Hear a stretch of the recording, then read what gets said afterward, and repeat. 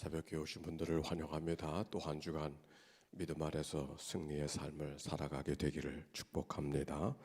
오늘 성경의 말씀 레위기서 13장과 14장의 말씀은 나병인에 대해서 말씀을 다루고 있습니다. 14장, 13장의 말씀은 어떤 게 나병인인가 식별에 대한 문제를 다루고 그 다음 장에서는 나병으로부터 정결케 될 때는 어떤 과정을 통해서 정결할 수 있을까라고 하는 문제를 다루게 됩니다. 성경시대에 오늘 우리가 코로나 시대를 살지만 성경시대에 가장 무서운 병이 이 나병이었던 것 같습니다. 그래서 구약 성경에도 대표적인 나병인 나아만 그리고 신약 성경에도 예수님께서도 어느 마을에 가셨는데 나병인 10사람이 튀어나와서 예수님께 고쳐달라고 구하는 장면의 이야기도 읽어볼 수가 있고, 베다니 나병 환자 시몬의 집에 주님께서 방문하셨던 이야기도 기록이 되어져 있고, 또 종종 나병인에 대한 이야기를 예수님께서 다루시는 이야기를 찾아볼 수가 있습니다. 왜 나병이 무서운 병이기 때문에 다루어지는 것, 근데 그 나병 환자가 왜 무서워졌을까, 무섭게 여겨졌을까? 그 나병이는 그건 단순히 하나의 병으로 생각하는 것이 아니라 그건 죽음 같은, 죽은 자 같은 그런 모습으로 받아들여졌던 것이 성경 속의 나병입니다. 오늘 성경에 우리가 말씀을 길게 읽었어요. 59절 읽었는데 우리 45절과 46절 말씀, 거기 보면 나병인의 모습, 우리가 어떻게 대해야 될까를 말씀하고 있습니다. 45절과 46절 시작. 나병 환자는 옷을 찢고 머리를 풀며 윗입술을 가리고 외치기를 부정하다 부정하다 할 것이요 병 있는 날 동안에는 늘 부정할 것이라. 그가 부정한즉 혼자 살되. 나병 환자는 어떻게 대해야 된다? 옷을 찢고 머리를 풀며 윗입술을 가리고 외치기를 나는 부정하다, 나는 부정하다, 이렇게 해서 다른 사람들이 자기에게 접근하는 것을 차단하는, 스스로 격리되어야 되는 삶을 살아야 됐던 것이 바로 나병인의 모습이죠. 이거는 부정하다 부정하다 외치는 것은 단순히 나는 병든 사람입니다, 내게는 질병이 있습니다, 위험합니다, 이런 의미보다 더 큰 의미는 나는 하나님께 벌받은 사람입니다, 하나님께 저주받은 사람입니다, 하나님께 징벌받은 사람입니다 라고 하는 그런 의미가 있고, 바로 그런 의미는 공동체는 늘 예배를 중심으로 공동체가 형성되어지는데 난 예배에 참석할 수 없는 사람입니다, 난 하나님과 관계가 없는 사람입니다, 멀리 떨어져서 살아야 되는 사람입니다, 그런 의미가 부정하다 부정하다 그 말 속에 담겨져 있는 거예요. 그래서 그들은 어디가 살아가야 되는가?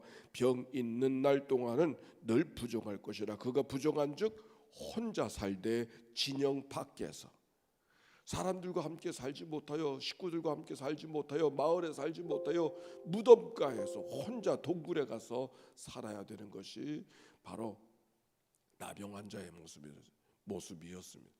그 사람으로서의 인격적인 대우라든지 사람으로서의 삶을 전혀 살아갈 수 없는 그 모습이 나병인의 모습이기 때문에 나병은 무서운 병으로 그렇게 알려져 있는 것이죠. 자, 2절 말씀 돌아가서 이제 13장 2절 말씀 읽어봅시다. 시작. 만일 사람이 그의 피부에 무엇이 돋거나 뾰루지가 나거나 색점이 생겨서 그의 피부에 나병 같은 것이 생기거든 그를 곧 제사장 아론에게나 그의 아들들 중 제사장에게로 데리고 갈 것이요. 거기에 나병의 증상들에 대해서 다루고 있는데, 그 나병인을 만나줘야 되는 사람이 제사장이었어요. 나병의 특징을 거기 설명하고 있어요. 그러고 보면 그 당시에 성경 시대 속에서 제사장은 어떤 역할을 했냐면 제사를 드리는 역할만 한 것이 아니라 공중보건의와 같은 역할을 했던 거거든요. 이게 나병인지 아닌지를 분별해 주는 그런 일들을 하고 있었습니다.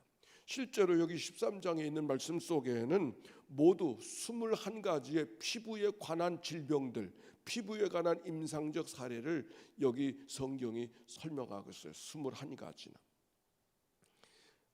정말 목사가 되다 보면, 목사가 교인들을 많이 만나다 보면 사람들의 몸의 변화에 대해서 많이 접하게 되어집니다. 그래서 웨슬레 목사님은 일기책도 유명하지만 웨슬레 목사님이 그 임상 일기, 사람들에게 질병들에 대해서 어떻게 다뤄가야 될 것인가, 그에 대한 책도 있어요. 웨슬레 목사님은. 여기 성경에 보니까 제사장의 역할이 어떠해야 되는 것을 말씀하고 있는 것이죠. 3절 봅시다. 시작. 제사장은 그 피부의 병을 진찰할지니 환부의 털이 휘어졌으면 환부가 피부보가 우묵하여졌으면 이는 나병의 환부라 제사장이 이를 진찰하여 그를 부정하다 할 것이. 그러니까 나병인가 아닌가를 확인해 주는 사람이 누가 해요? 제사장이 알고 있는 것이죠. 이 당시는 공중의가 없었을 그런 시대였을 것이기 때문에 제사장이 그 일을 하고 있습니다.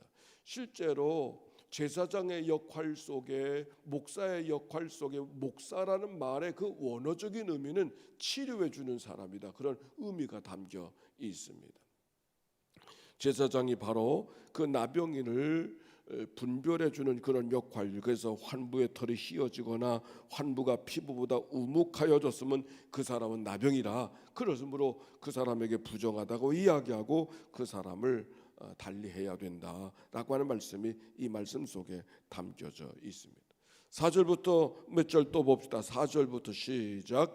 피부에 색점이 희나 우묵하지 아니하고 그 털이 희지 아니하면 제사장은 그 환자를 이레 동안 가두어 둘 것이며 이레 만에 제사장이 그를 진찰할지니 그가 보기에 그 환부가 변하게 아니하고 병색이 피부에 퍼지지 아니하였으면 제사장이 그를 또 이레 동안 가둘 것이며 이레 만에 제사장이 또 진찰할지니 그 환부가 열버졌고 병색이 피부에 퍼지지 아니하였으면 피부병이라 제사장이 그를 정하다 할 것이요 그의 옷을 빨 것이라 그리하면 정하리라.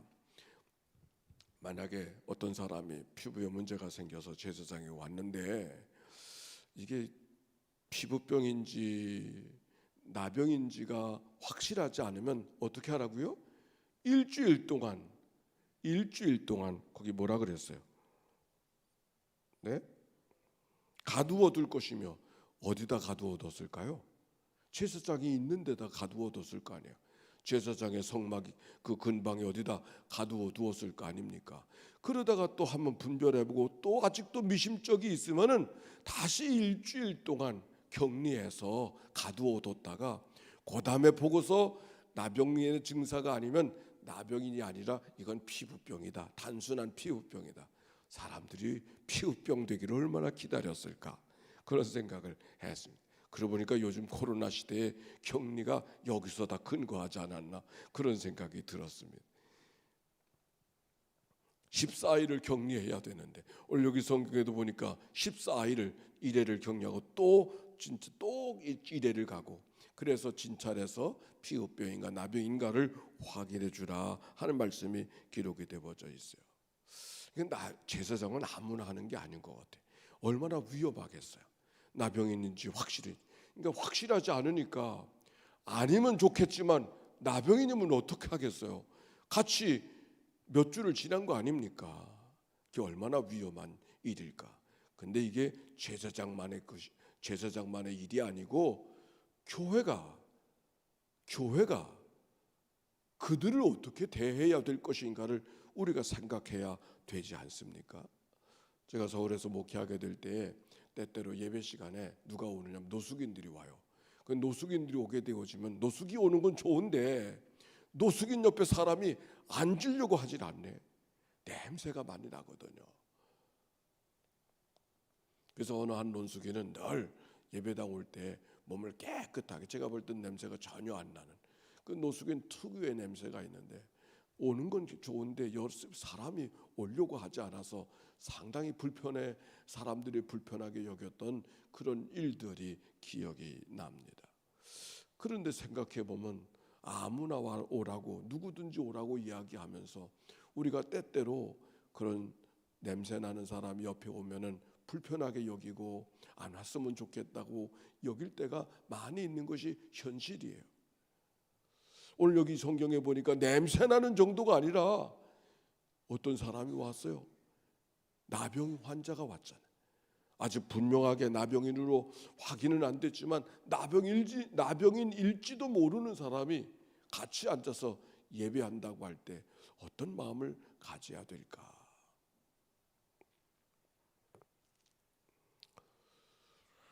그리고 9절부터 여러 가지 의심이 되는 환자들의 이야기들이 종기가 생기면, 또 수염에 환부가 있으면, 피부에 색점 곧 흰색점이 있으면, 또 의복에도 나병이 걸리네요, 나병의 증상이 나타나네요 하는 여러 가지 일들이 쭉 기록이 되어져 있습니다.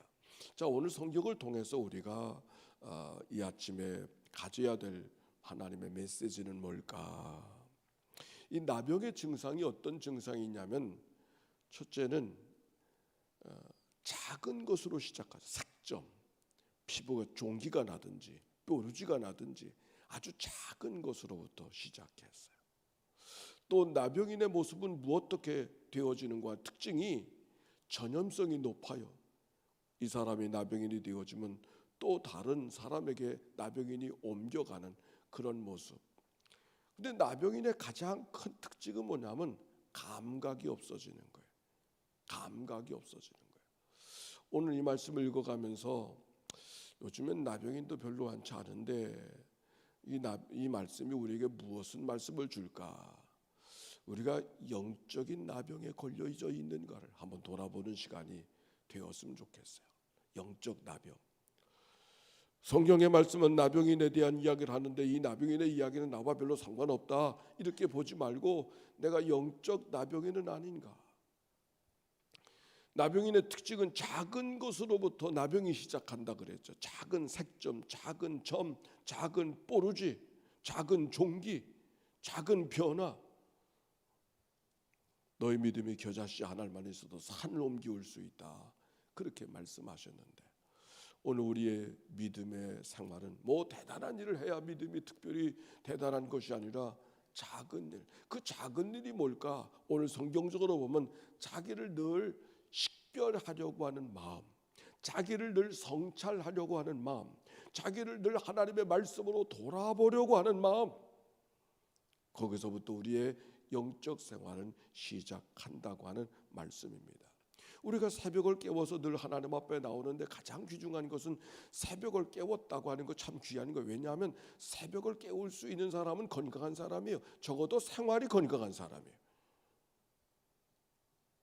근데 그 생활이 건강하다는 것보다 더 소중한 것은 자기를 먼저 하나님 앞에 돌아볼 수 있는, 자기를 먼저 돌아볼 수 있는 삶의 자세를 갖고 살아간다는 것이 하나님이 가장 기뻐하시고 귀하게 여기시지 않을까.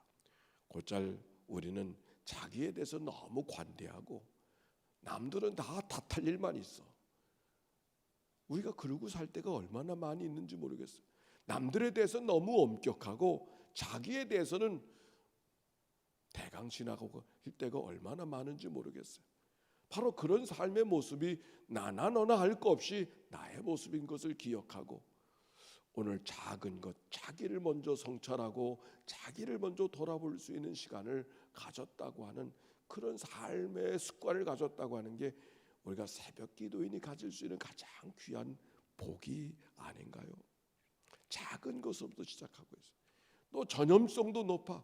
누룩이 작은 것이라도 온 반죽을 다 부풀게 하는 것처럼 작은 것이 온 것에 영향을 준다고 하는 것. 나병은 감각을 둔하게 한다 그랬어요. 예배라고 하는 것이 뭔가 하나님을 향한 은혜에 대한 반응할 줄 아는 게 예배라 그랬습니다. 예수님께서 말씀 가운데 이 세대가 무엇과 같은가? 장터에 나가서 어린아이들이 피리를 불어도 춤추지 않고 울어 가슴을 치고 울어져 슬피 울어도 가슴을 치지 않는 세대가 우리가 사는 세대 같다 그렇게 말했는데, 우리가 하나님의 은혜에 널려진 하나님의 은혜 속에 살아가는데 우리가 반응할 줄 모르면 감각이 무뎌진 삶을 살아가면 그게 바로 영적인 나병이라. 오늘 이 아침 새벽 기도를 통해서 나병인의 말씀을 쭉 듣게 되어졌는데 나의 삶은 어떤가를 돌아보는 시간이 되기를 바라고, 이 마지막 부분에 13절 마지막 부분에 보면은 나병이었을 때는 어떻게 해야 될 것인가를 이야기하고 있는데, 여기 보세요. 한번 읽어보십시다. 나병인이었을 때는 어떻게 하라고 하는 말씀. 불살라 볼지라. 57절 말씀 시작. 그 의복의 나래나 씨에나 가죽으로 만든 모든 것의 색점이 여전히 보이면 재발하는 것이, 너는 그 색점 있는 것을 불사를 찌니라 그랬어요. 그 앞에도 불사를 찌니라, 불사를 찌니라, 불사를 찌니라, 그런 말씀이 반복되고 있어요. 나병인이었을 때는 불살라야 돼. 오늘 이 아침 성령의 불로 나의 모든 나병, 나의 모든 연약함, 나의 영적인 무딤 불살라지는 그런 은혜가 우리 모두 가운데 우리의 기도를 통하여 하나님 앞에 올려지는 이 아침이 되기를 바랍니다. 오늘 하나님 앞에 질문합니다. 내게 불살라져야 될 나의 영적 습관은 무엇일까?